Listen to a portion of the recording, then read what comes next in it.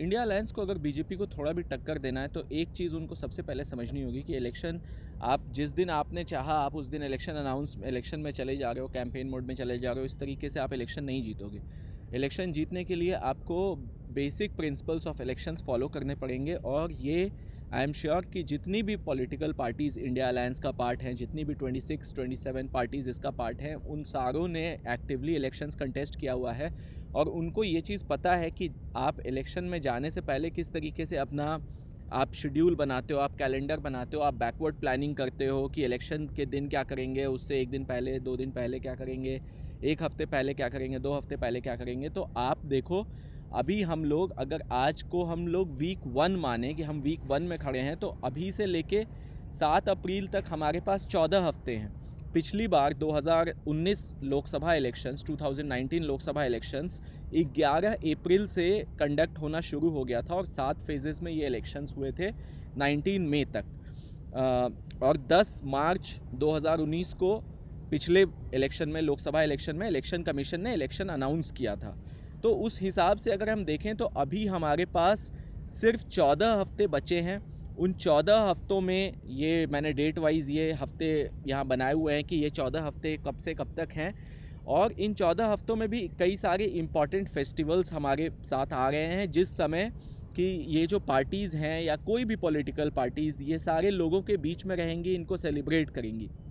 तो ले दे के हमारे पास बचा कितना टाइम, हमारे पास थोड़ा सा टाइम बचा है इलेक्शन को लेकर। लोकसभा इलेक्शन की बात करें, 543 सीट्स होते हैं लोकसभा इलेक्शंस में, और इन 543 सीट्स की कॉम्प्लेक्सिटी को देखते हुए 14 हफ्ते कुछ भी नहीं होते, मतलब लेस देन 3 मंथ्स, 3 महीने का ही समय है हमारे पास। और बहुत ज़्यादा लाइक्लीहुड है कि चूँकि इंडिया अलायंस का सीट शेयरिंग फाइनल नहीं हो रहा है, चूँकि इंडिया अलायंस का सीट शेयरिंग फाइनल नहीं हो रहा है, और सारी पार्टियां कांग्रेस को देख रही हैं कि कांग्रेस उनको गाइड करेगी, और कांग्रेस इतनी बड़ी पार्टी है कि उसको आगे बढ़ने में बहुत उसका मोशन स्लो है। जितना बड़ा ऑर्गेनाइजेशन होता है, जितना बड़ा ऑर्गेनिज्म होता है, उसका मूवमेंट उतना स्लो होता है। जितना छोटा ऑर्गेनाइजेशन होता है, जितना छोटा ऑर्गेनिज्म होता है, उसका मूवमेंट उतना फास्ट होता है, डिसीजन मेकिंग उतनी क्विक होती है। कांग्रेस की डिसीजन मेकिंग में बहुत ज़्यादा टाइम लग रहा है छोटी छोटी चीज़ों को।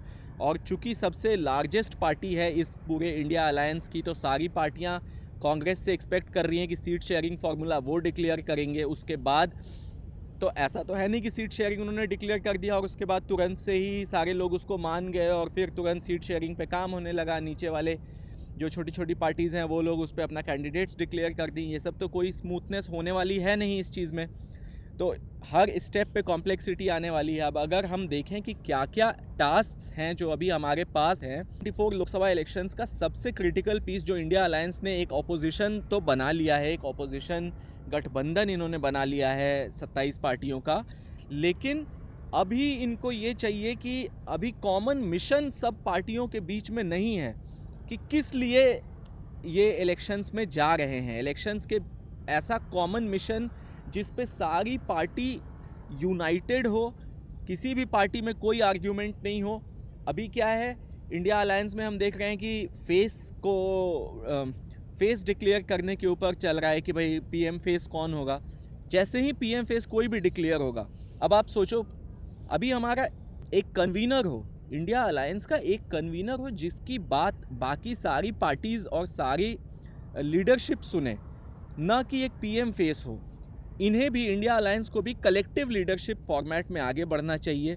रीज़न बीइंग कि जब हम कलेक्टिव लीडरशिप में बढ़ते हैं तो किसी एक पे ओनस नहीं आता और ये पूरी कलेक्टिव लीडरशिप ऑपोजिशन को टैकल करती है। जैसे अगर हम 1977 इमरजेंसी के टाइम पे देखें तो उस समय कांग्रेस को जो जनता अलायंस ने हराया था वो कलेक्टिव लीडरशिप पे वो आगे बढ़े थे। अभी हाल में जो चुनाव हुए, मध्य प्रदेश में बीजेपी जीती कलेक्टिव लीडरशिप की वजह से, राजस्थान में बीजेपी जीती कलेक्टिव लीडरशिप की वजह से, छत्तीसगढ़ में बीजेपी जीती कलेक्टिव लीडरशिप की वजह से। तो कलेक्टिव लीडरशिप का बहुत सारे एग्जाम्पल्स ऑलरेडी हमारे पास है। वैसे केस में अगर इंडिया अलायंस किसी एक चेहरे को, एक बंदे को अगर पीएम फेस के लिए प्रोजेक्ट कर देती है आज के डेट में, तो उससे प्रॉब्लम क्या क्या है? उससे प्रॉब्लम ये है कि सबसे पहले तो जो इंडिया अलायंस की पार्टीज़ हैं वो ही एक चेहरे पे अभी नहीं मानेंगी कि हाँ भाई इनको पीएम बनना चाहिए।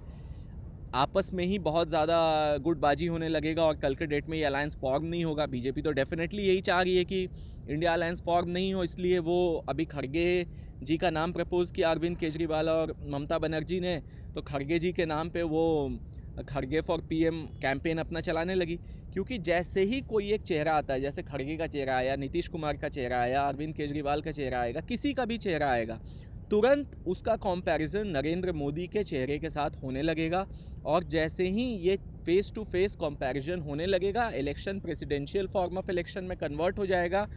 और presidential form of election convert होने के साथ ही आज नरेंद्र मोदी जी के पास जितने सारे क्रेडेंशियल्स हैं उतने किसी भी ऑपोजिशन लीडर के पास नहीं है। बिकॉज वो 3 term state chief minister, 2 term prime minister रह चुके हैं और अभी 3rd टर्म उनका कंटेस्ट हो रहा है। और ये सिर्फ क्रेडेंशियल्स की बात नहीं है, ये तो एक चलो पॉलिटिकल क्रेडेंशियल्स है, दूसरे के पास हो सकता है वैसे क्रेडेंशियल्स हों या फिर ऑन पेपर हों, लेकिन बीजेपी की जितनी बड़ी मशीनरी है, बीजेपी का जितना बड़ा तंत्र है, जितना बड़ा नेटवर्क है, और बीजेपी एडवर्टाइजिंग में जितना पैसा खर्च करती है, उतना पैसा इन सारी इंडिया अलायंस के औकात से बाहर की बात है ये सोचने का भी कि ये लोग इस लेवल पे अपने इलेक्शन कैंपेन में स्पेंड करेंगे। वैसे केस में अगर आप कोई एक चेहरा अनाउंस करते हैं तो आप कुल्हाड़ी पे पाँव मार रहे हैं, ना कि पाँव पे कुल्हाड़ी मार रहे हैं, क्योंकि तुरंत उनके अगेंस्ट मीम चालू हो जाएंगी। बीजेपी का पूरा मशीनरी उस फेस को डिस्क्रेडिट करने में लग जाएगा और उससे काउंटर करने के लिए काउंटर नरेटिव में आप कुछ भी नहीं कर पाओगे। तो आप आज के डेट में डेफिनेटली आप अपना कन्वीनर अनाउंस करो। कन्वीनर ज़रूरी है पार्टी को कन्वीन करने के लिए, लेकिन अलायंस को कन्वीन करने के लिए, लेकिन पीएम का चेहरा बिल्कुल भी ज़रूरत नहीं है। आप 1977 की इमरजेंसी से सीखो, उस समय भी इंडिया जनता अलायंस का जो चेहरा था वो चुनाव जीतने के बाद डिसाइड हुआ। आज भी चुनाव जीतने के बाद आप चेहरा डिसाइड करो, उसमें आपके चांसेस जीतने के ज़्यादा हैं, नंबर 1। और चांसेस से ज़्यादा इम्पॉर्टेंट और इक्वली इम्पॉर्टेंट ये भी है कि आपका जो मिशन स्टेटमेंट है आप उससे अबाइड करो। आप ये जो पूरा टीम साथ में आया इंडिया अलायंस का, ये जो पूरा ऑपोजिशन पार्टी साथ में आई इंडिया अलायंस के, मिशन क्या था इनका और या क्या है इनका मिशन? इनका मिशन है 2024 में भाजपा को हटाना। ठीक है, अब चेहरा अनाउंस करना ये भाजपा को हटाने के मिशन से डिफरेंट है। इस चेहरे को प्रमोट करने का मिशन अब आ जाएगा कि इनको प्रधानमंत्री बनाना, ये मिशन नहीं है। अगर हम मिशन से भटकेंगे तो नीचे और जितनी भी पार्टी अलायंस में हैं, सबसे पहले उस लेवल पे ही हमारे बहुत सारे डिफरेंसेस आने लगेंगे। उसके बाद वो नीचे परकोलेट जब होएगा, जब वो पार्टी लीडरशिप से पार्टी काडर में आएगा, पार्टी काडर से जब वोटर्स के बीच में वो मिशन आएगा कि भाई ये फेस हैं और इनके नाम पे हमें चुनाव लड़ना है, अपोजिशन के ये फेस है, हर लेवल पे आपको रेजिस्टेंस फेस करना पड़ेगा। और रेजिस्टेंस का रिज़ल्ट ये होगा कि आप यूनाइट न होके आप डिवाइड होगे, और डिवाइड होगे तो उसका रिज़ल्ट ये होगा कि आपके वोट्स डिवाइड होंगे। तो आज जिस मैमथ ओपोनेंट से आप लड़ने जा रहे हो, कभी भी असंभव हो जाएगा आपकी जीत उनके अगेंस्ट। सोचना भी बहुत दूर की बात हो जाएगी। कलेक्टिव लीडरशिप एक चीज़ हो गई कि आप कलेक्टिव लीडरशिप से जाओ, चेहरा बाद में अनाउंस करो, ये डिसीजन मेकिंग पे आप तुरंत पहुंच जाओ। उसके बाद सीट शेयरिंग, भाई सबसे पहले तो इंडिया अलायंस को पार्टी लेवल पे सीट शेयरिंग करनी होगी कि किस पार्टी को कितनी सीटें मिले। ऐसा तो है नहीं कि सीट शेयरिंग हुई और वो तुरंत सारी पार्टियां उसको मान लिया। और आपके पास है कितना टाइम? आपके पास मात्र 14 हफ्ते हैं। 14 हफ्ते क्या होता है? कुछ नहीं होता है। 3 महीने तो यूँ निकल जाते हैं, चुटकी में निकल जाते हैं 3 महीने। तो आपके पास उसमें सीट शेयरिंग करनी है। सीट शेयरिंग भी कोई किया और सारे मान लें, बिल्कुल भी नहीं होगा।